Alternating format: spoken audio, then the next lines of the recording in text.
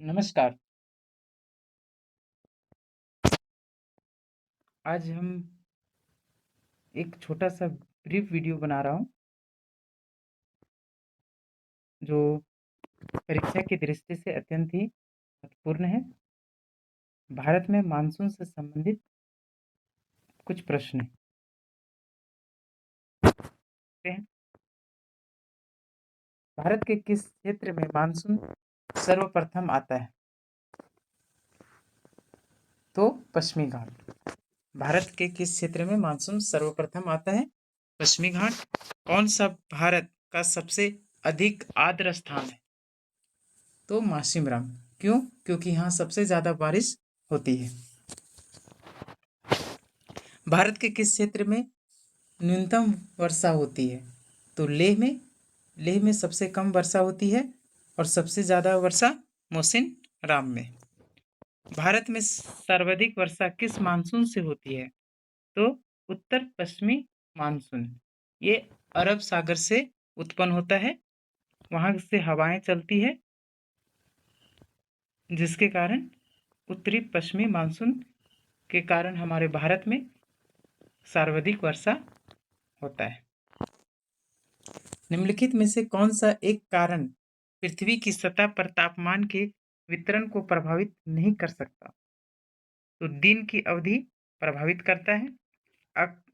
अक्षांशीय स्थिति ये भी टेम्परेचर को प्रभावित करता है। समानांतर ताल से ऊंचाई ये भी तापमान को प्रभावित करता है। भूकंप तापमान को प्रभावित करने से किसी तरह का संबंध नहीं है, इसलिए आंसर भूकंप। निम्नलिखित में से वे दो राज्य कौन से हैं जिसमें लौटते हुए मानसून के दौरान प्रायः चक्रवात या साइक्लोन आते हैं?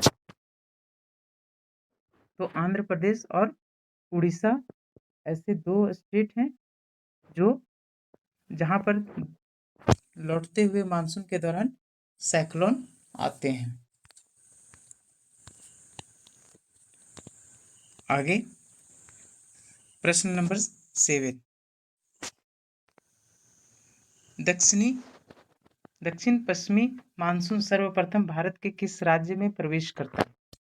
तो दक्षिण पश्चिमी मानसून जो है सर्वप्रथम केरल में प्रवेश करता है। केरल में मालाबार तट पर वर्षा करता है। भारत के उत्तर पश्चिमी भाग में शीतकालीन वर्षा का मुख्य कारण क्या है? तो पश्चिमी विक्षोभ उसका मुख्य कारण है। भारत के किस भाग में सर्वाधिक दैनिक तापांतर पाया जाता है?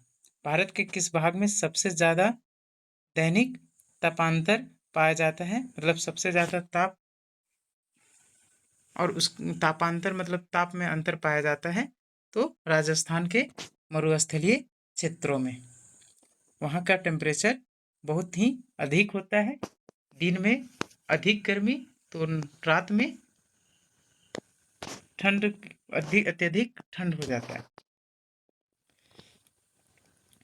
जम्मू कश्मीर में होने वाली शीतकालीन वर्षा का मुख्य कारण क्या है?